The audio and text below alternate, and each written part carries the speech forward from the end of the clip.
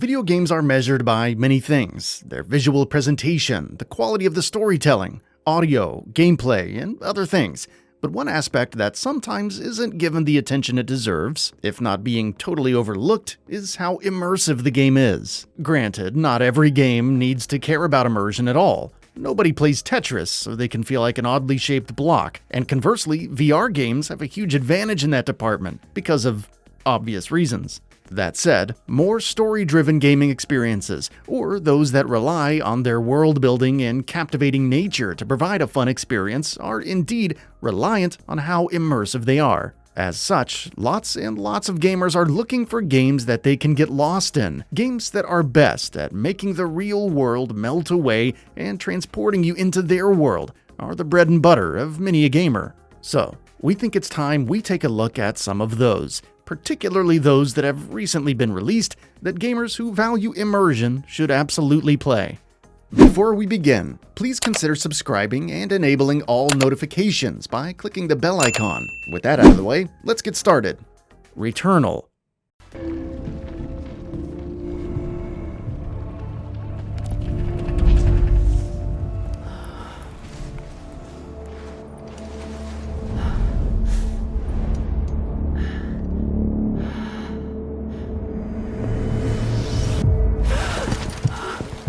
Given that Returnal is a relatively new game and has garnered more than its fair share of headlines, you probably already know about it. That said, if you haven't played it yet, then it is a game you should absolutely add to your collection, if you value immersion in your games. While the world of Returnal is obviously far more out there and insane for anyone to actually believe exists, it is still a world that is built so well by the developers that it's hard to not feel like you're there when you're blasting away at bizarre aliens with even more bizarre weaponry in the roguelike that now stands in a very small club of PlayStation 5 exclusives.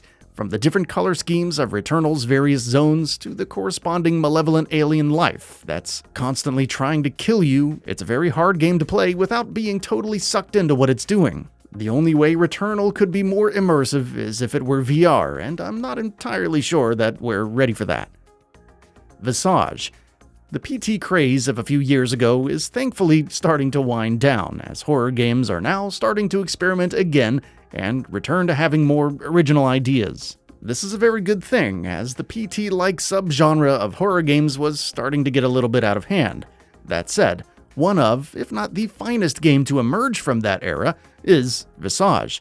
This is a game that certainly starts out with the aesthetic of PT, and that definitely isn't an accident. From the way your footsteps creak the worn wooden floors of the house's various rooms, to the sound of subtle rumblings in the background and other auditory cues that you might be closer to death than you previously realized, Visage is through and through a game that probably wouldn't exist, at least in its current form, without having PT as a massive inspiration.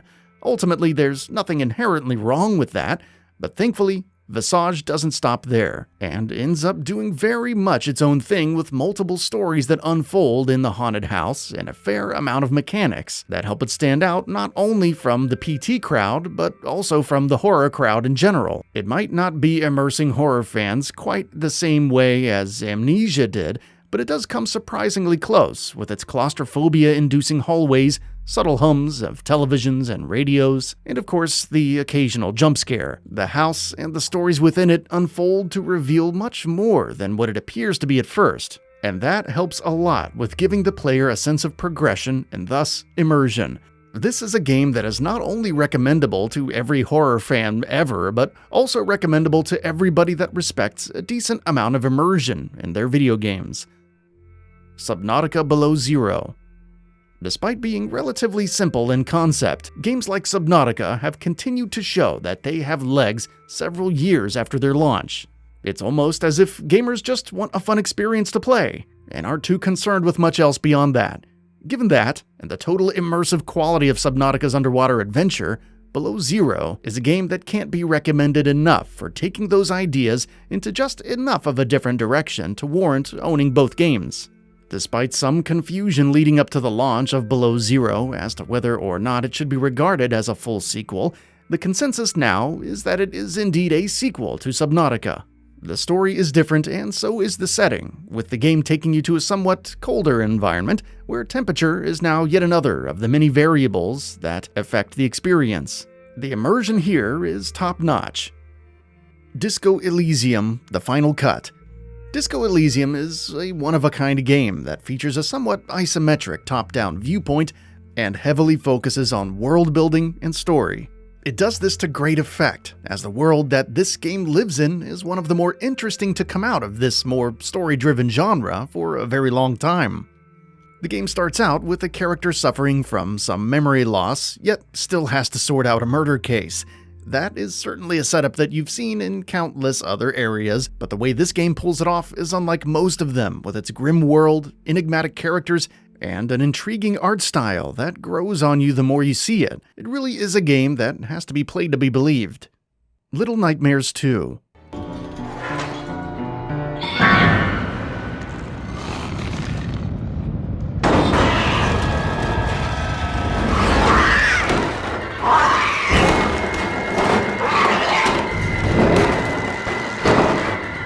The first Little Nightmares game took off probably more than anyone expected, but looking back on it, it's easy to see why. The game had such a mysterious setting, bizarre characters, and straightforward enough gameplay to be able to pick it right up and start playing that, with hindsight, would actually be more surprising had it not become successful enough to earn a sequel. The sequel, of course, is none other than Little Nightmares 2.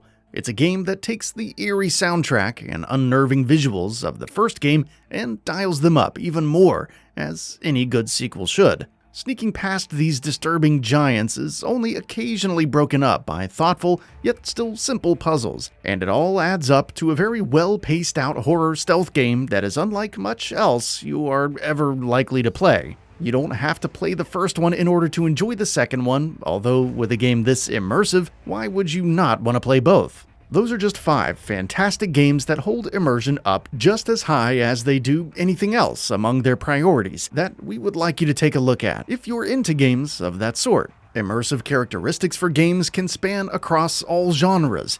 Horror perhaps does have an edge to be more immersive when done well, but mystery games, action games, and puzzle games can all be immersive if they're handled right. Feel free to let us know what games you think are more immersive than most and why, and maybe we'll bring them up in another one of these one day. That's all for now. If you enjoy what you saw, please hit the like button. And if you're new to the channel, now is a great time to subscribe. We upload brand new videos every single day. After subscribing, don't forget to enable all notifications by clicking the bell icon. Thanks for watching this video, and we'll see you next time, right here on Gaming Bolt.